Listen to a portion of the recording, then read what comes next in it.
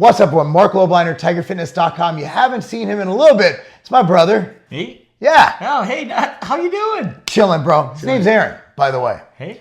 And he's older than me, 6 years. So all y'all saying that I'm old, he's even older. I don't know about that. You are. You don't have any science to it. Can you back it up? Studies. Oh, okay. Get any studies, bro? Birth certificates?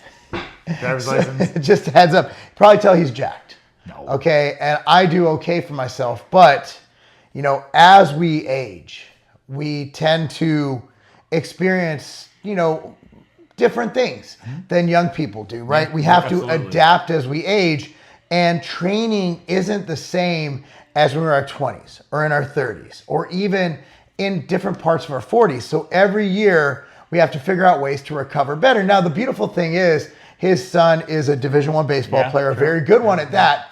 So a lot of the recovery modalities we use can also benefit the younger people so they can be even better. So I just wanted to go over, as we age, some of the things we have to do to kind of adapt to our recovery needs, to the fact that even though we're older, we still want to make gains. Yeah, I one of the things I've heard, and some people may have heard this too, is I love the idea of people talk about lifespan. You know, hey, everybody has a chance to live to 90 or 100 nowadays, but the difference between lifespan and health span, I think it's a huge. It's like it really becomes an eye opener. Like, it's one thing to live to 100, right? But if the last 30 years of your life, from 70 to 100, you're, you know, on medicines and bedridden and in hospitals all the time, what's the point, right? So what are the things we can do now, whether you're 20, 30, 40, 50, 60 even, right? And what can you do to expand your health span? How can you enjoy life and be active and healthy and fit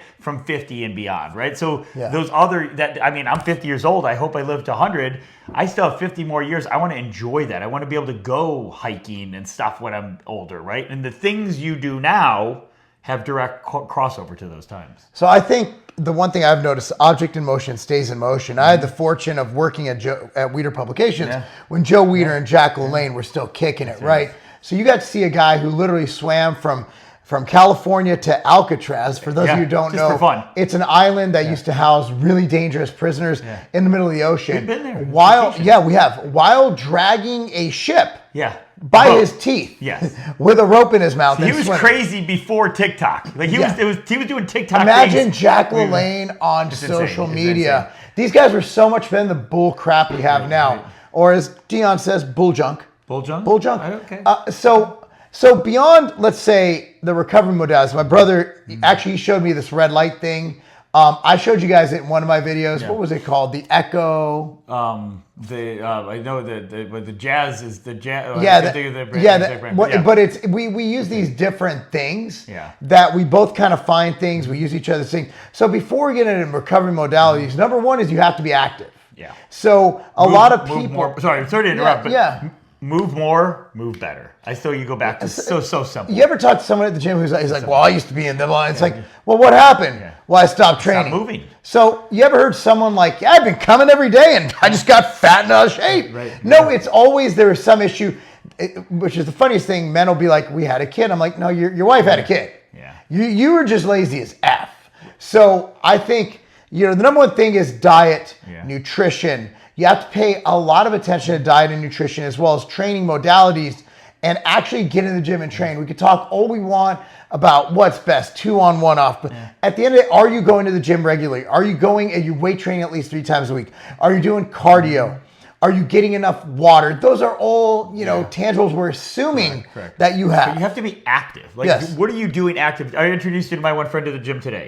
Right? He's 45, I believe, 46. He was overweight. I met him earlier in the year. He went to the gym. He did kind of something with a random personal trainer, and they at least showed him the basics. And he's just taking the bull by the horns. The dude's deadlift. He's just a random middle-aged guy, comes in with his suit, changes in the locker room. There 5-6 days a week, lost 25 pounds.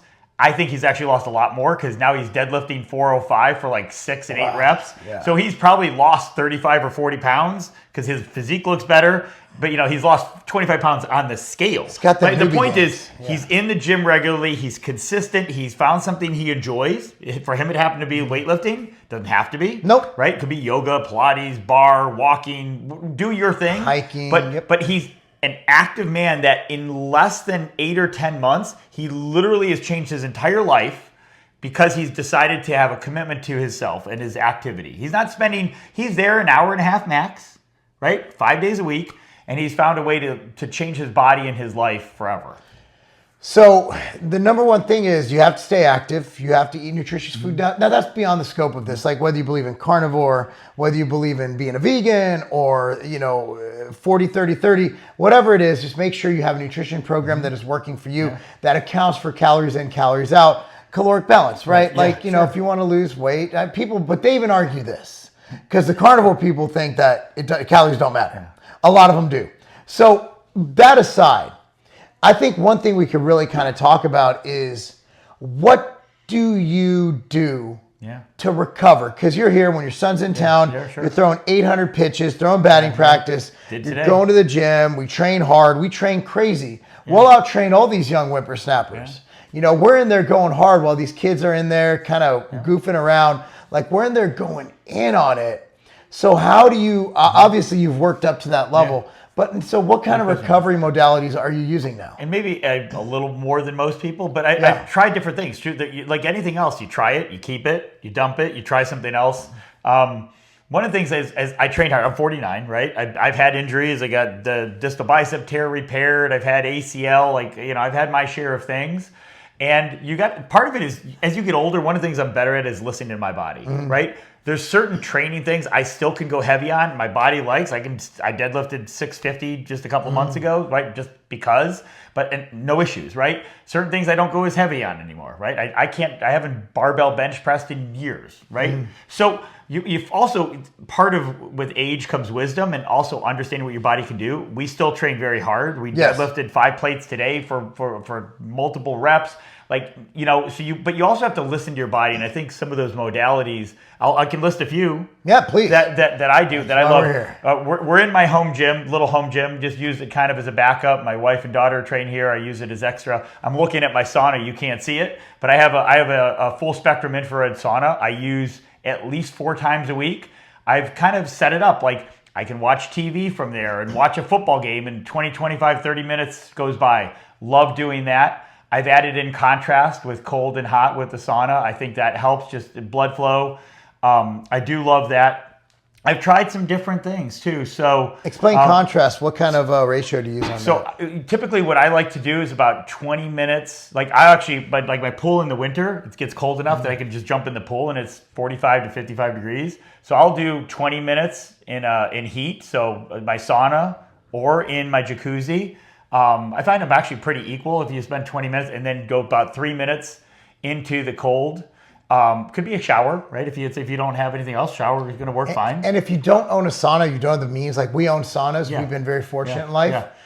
Crunch Fitness is, I believe, $19.99 a month. They have saunas. The local gym you go to is dirt cheap. They have a sauna. Most gym, find a gym with a sauna. And also, I believe they found new data. It's quite profound that doing sauna in conjunction with weight training can actually enhance your muscle gains. Absolutely. Well, it's the heat shock proteins, right? You're literally changing your body. I don't know if they found a mechanism, but that's a solid hypothesis. It is. Solid hypothesis. But so sauna, you can use it with contrast. If you don't have anything fancy, you could do a really, really hot shower and then make it really, really cold and then do it really, really hot.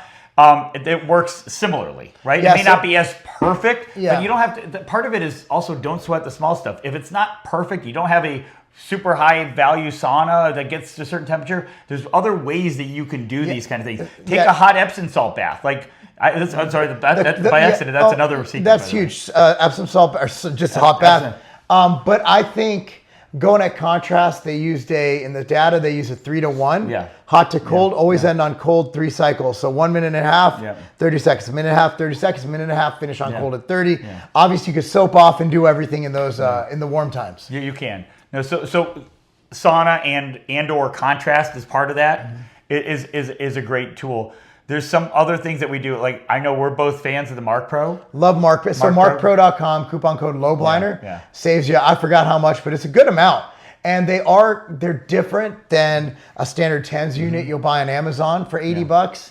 And they are, I'll tell you what, like I swear by it. If I have an injury, I put it on it. I generally keep it on something every day. So I will be using the Marc Pro every day. It is a stim unit that essentially encourages blood flow, nutrient delivery and recovery in whatever area is ailing you. Or you could do something like a flush where it actually helps flush, waste and everything, gets it moving through your legs. There's a lot of different things you can do with the Marc Pro. I like it for acute injuries as well as systemic cleansing. So even if they're not cute injuries, if it's an ugly body part, you don't have to be a cute body part. I got them. But one of the things that I think is great is I think if they call it a non-degrading wave pattern, so the certain frequency. One of the things, if you actually watch like the NFL Combine, certain of the training programs that go into it, if you've ever seen in the hallways before the NFL Combine, they actually use it as part of those athletes' warm-ups. I don't know if you ever saw that. So it's very functional. It's expensive. It's about $500 or $600. $500, right? I believe, yeah. Right. But again, those are different investments that you can choose to make over time. I think the bang for the buck on a Marc Pro is huge, right? You wanted me to share one of the new ones that I've tried?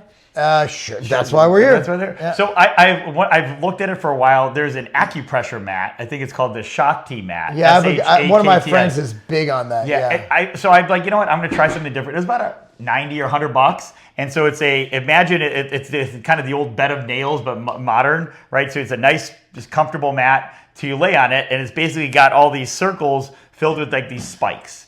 And your whole idea is you lay down on it. It has a neck roll as well, so you get your neck. And you sit down and your body is immediately going to react. So your body like fires up, goes, oh shit. And the idea is to lay on there 15 or 20 minutes and your body essentially stops fighting. So your body starts off reacting like, oh my goodness, this is something adverse, right? So your fight or flight. And then your body all starts to melt. It just gives. Your body gives, and you haven't used it. You should use it tonight. Yeah, I can. And it melts. Well, one of the things, I've had a bad neck since I was a kid. I fell out of a 4-story window when I was 5 years old. He pushed me. He was -1, so he didn't do it. You were -1. You were -1. But so like one of the things that's really interesting is I can tell every time I sit there on that neck roll and just lay there, I get up and my neck all of a sudden starts like moving, like cracking, and like it's the amount of additional looseness that my neck gets after 20 minutes is really profound. That is awesome. So I've had it for less than a month, but I found that to be kind of new and different, that I'm trying different things. I think that's been another one. What are some things that you do? The red light therapy, it's a mini, I'll link it down below. I have no affiliate code or anything, but it's like a large eye patch, and you just put it on the area. It's an oval about yay. So so my knee was bothering me. So I've been using it on that. I've been using my lower back. When I sit in my office during the day, I will have it on my lower back. When I drive distances, I put it on. I'll literally, if my son and I drove to Michigan to watch the Wolverines just beat the tar out of a team like they've done all year. And the beautiful thing is like I can literally sit there and use this recovery device while I drive. Did I tell you what I did with that after my daughter's last horse show? So we were in Houston, which is about a 4-hour drive from us. And so I was training before her last show, and I was doing single leg hamstring curls. And all of a sudden, I must have been overdoing it. Happens when you're 49 years old. Probably more than when you're overdoing it's kind of what we do. Overdoing it. And I didn't think I was warm. I didn't do anything stupid. And all of a sudden, I was like, oh shit. And I caught it before it was too bad, but it was enough to where I couldn't walk perfectly normal. So I wrapped it around my leg, was able to plug it into the car, and 4 hours all the way home, sat and did it during work the next few days when I worked from home. And in about a week and a half, my leg was actually better than the other leg for some other unknown old man reason. Yeah. But that kind of stuff, in addition to sauna and Epsom salt bath and all the other things, but these things do kind of work together. It's part of health 100%. Span. It's part of taking care of yourself.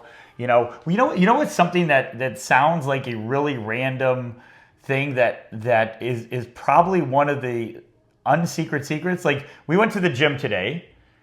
I had to go take my son and do some baseball training. And you did what? We went on an hour-long walk. We went an hour-long walk. I would say one of my health secrets, I don't know why it's a secret, is if you looked at my Whoop data, I probably averaged somewhere between 2 and 4 miles of walking a day. Intentional. So I walk the dog. Maybe it's 20 plus 20 plus 20, or it's an hour at a time. Yep. But that is one of the secrets of. Well, they say that you can't out-exercise a bad diet or out-train a bad diet. I disagree to some extent. I've yet to see someone walk 15 to 20,000 steps a day and get fat. Yeah. Or gain an appreciable amount of fat. It would be really hard to become obese. Yeah. With our activity level. But like, right? but you maybe know this a little better than I do. But from what I understand, walking is also a huge way to digest. And in many countries, as Well, far as I know, but after dinner, like it's very common for a lot of cultures, you go for a walk. Yeah, I mean, well, think just from stand efforting is big on the 10-minute walks after meals. Okay. I got to give credit to him. Yeah. But like, and I heard this in one of his podcasts. Think about just from a gravitational standpoint. You're standing up. How's your digestive tract? Right. It's not. It's here. So you're walking, and literally you're just gravitationally helping it along. Yeah. It just makes complete sense. And the data on controlling your resting insulin, your fast, your insulin, and your blood sugar with walking after meals is right on par with metformin. Yeah. It's a crazy, crazy simple thing. So as we age, also, I think we have to kind of focus on, what it is we're trying to accomplish. And a lot of people are like, I don't want to be a bodybuilder. Cool. Don't have to be. So the one thing is, I was just reading data. It actually comes across, and I subscribe to these Google words, right? Okay. These keywords, and it's really fascinating that strength is actually as predictive on premature morbidity or death I've seen the same as thing, cardiovascular. Yeah. So grip strength is what they use to measure how long you're going to live a lot of the time. And grip strength, it estimates overall strength, because generally speaking, if you train, you got to grab stuff, right? Or if you do manual labor, you're going to grab stuff. Whereas someone just typing all day, they're probably not going to have good grip strength. Correct. So they usually use grip strength for that. And the reason I think strength is such a great component to being old. And the thing is, one thing my brother always told me, he trains back. I love back. All the time. He's like, well, what's the one thing you hear from old people? It's like, oh, my back. We used to always make fun of old Jewish people because we're Jewish. We could do that. Oh, my back. Ouch. Ouch, my back. Yeah. Would you like some borscht? Yeah, that's kind of the thing. Yeah. So as we age, we understand that having a strong posterior chain. So posterior chain is also like your son, my daughter, but all my kids, everybody who trains at Legacy, posterior chain is on the menu. But what tangent, quick, don't lose where you were, posterior chain on the menu.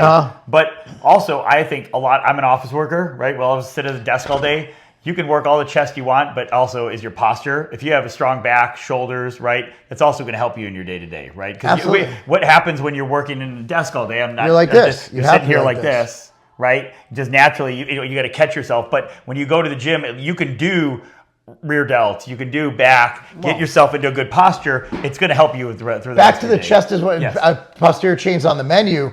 What do kids like? We need stand-up desks in schools. Dr. Starrett was trying to get that for a long time. It's a great book. So the problem is these kids are at the desk all day. So the issue we have the most of is tall kids. A lot of the football players coming to us are 6'4", 6'5", slightly taller than me. And these guys are in these desks. Think about it. The desks are built for kids my size. Yeah. Average height, 5'8", 5'9". So they're like this. They're big. They're kicking out. So they come to us. Like this. Yeah, and there's such a dramatic difference in their anterior and posterior that we spend a bunch of time just trying to even that out. Yeah. And we have to literally straighten up their chest, get their posture right. So we really need to focus on posterior chain as we train the overall body. You have to train legs. And think about like one of the main issues, what's his name? Peter Attia.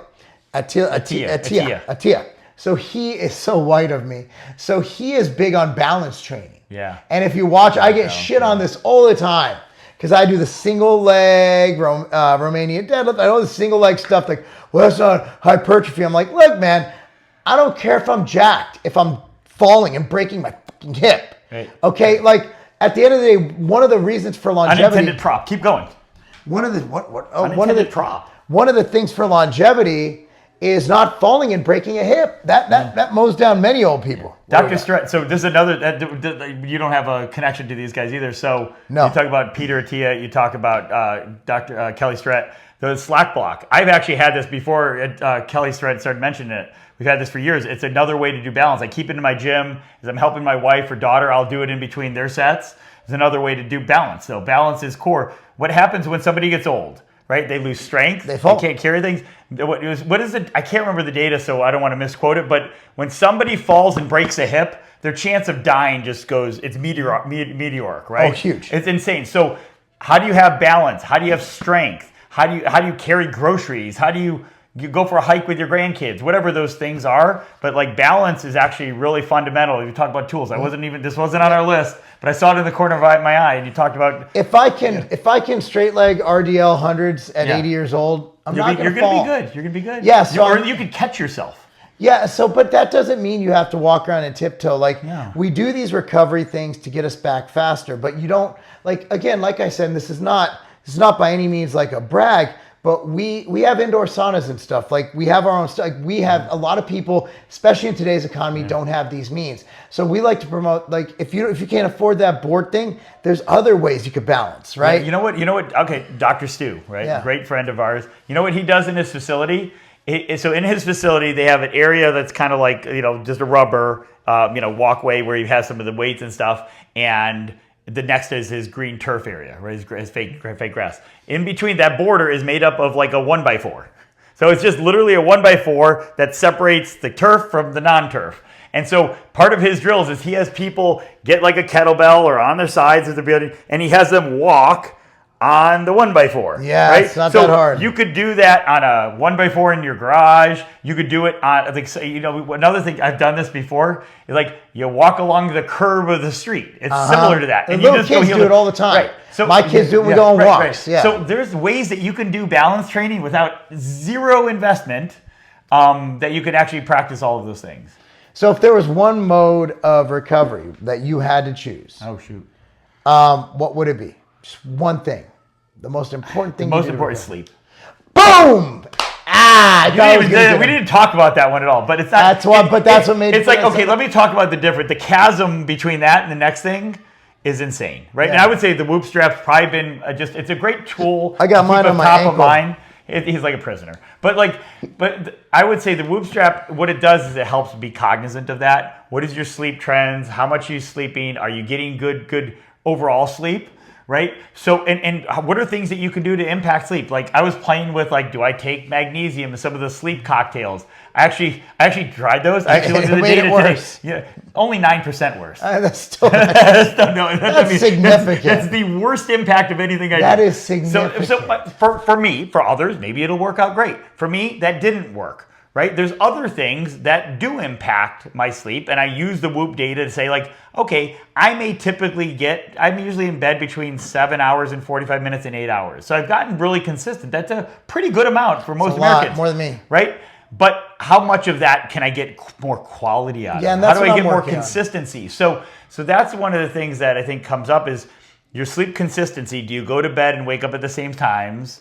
Right? Are you getting good quality sleep? Is your sleep one of the things I've learned and I've tried to apply is that 30 or 45 minutes leading up to sleep. Are you running around house crazy, man, and working and doing this and then you go to sleep? Well, it doesn't work. What is your pre-sleep routine? Have a routine. How do you make that consistent? How do you have your sleep time consistent? If yours is 6 hours or 7 hours or 8 hours, but those things, that is the number one way that you have to recover and take care of your shit. 100%. Sleep is everything. No, and quality sleep. Yeah. Quality sleep. Like the last 3 nights I've had, my recovery is over 85%. Yeah. If you have a Whoop strap, you're in the green, you did something great. So I'm sitting here trying to extrapolate what I'm doing right, what I'm doing wrong. Yeah. And kind of, and the thing is, what I'm doing here is, I was on my laptop a lot yesterday, more than I wanted to be.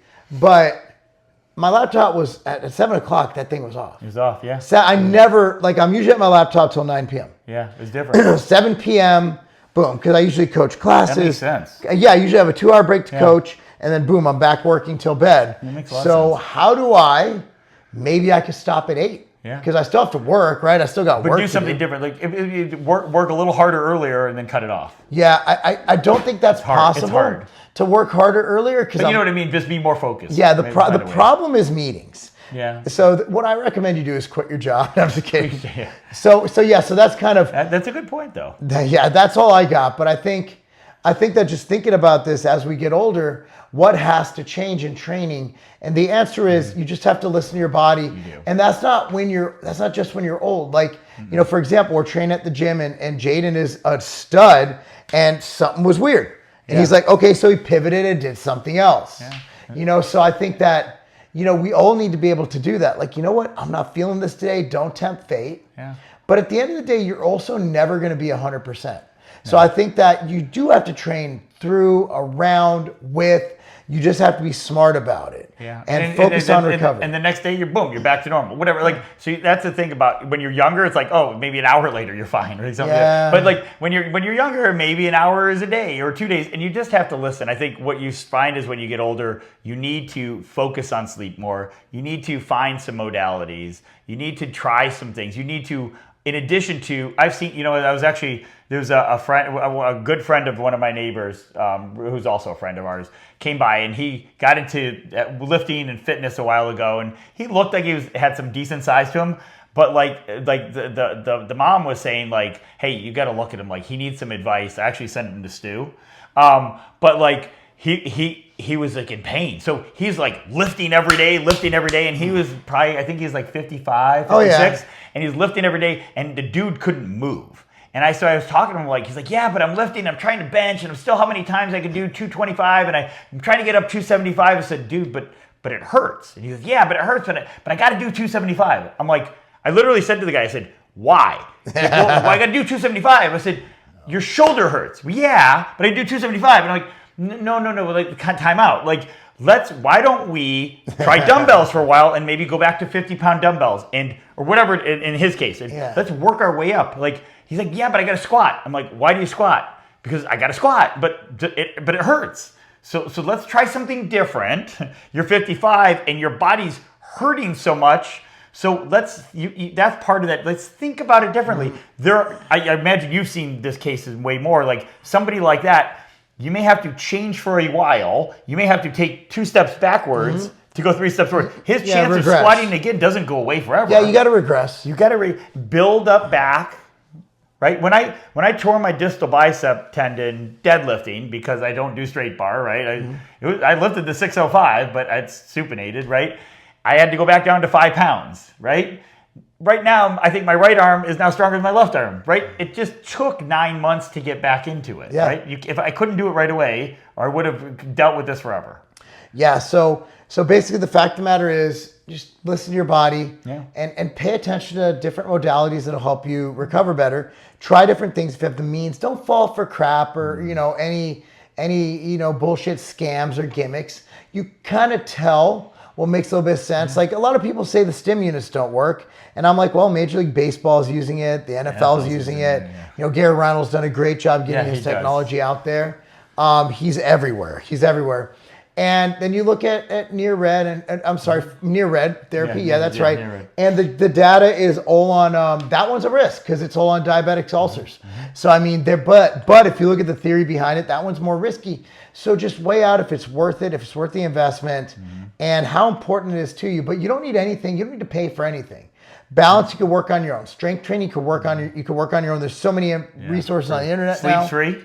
Yeah, sleep's free. Even if you're doing even sleep environments. I'll give you an example. So my son wanted his sleep room at college dark. So he wanted to have blackout blinds, and my wife was looking at different drapes. We went to Home Depot, and they had the cheap temporary blind things that you stick on the top and pull it down. And his room, he wasn't entertaining. It was his bedroom that he uses it for one thing. He uses it for sleeping. And so it was I think it was $9.75, or literally less than $10. We bought the blackout things. We stuck it to the top and pull it down, and it's there. So his room is black, it's blackout.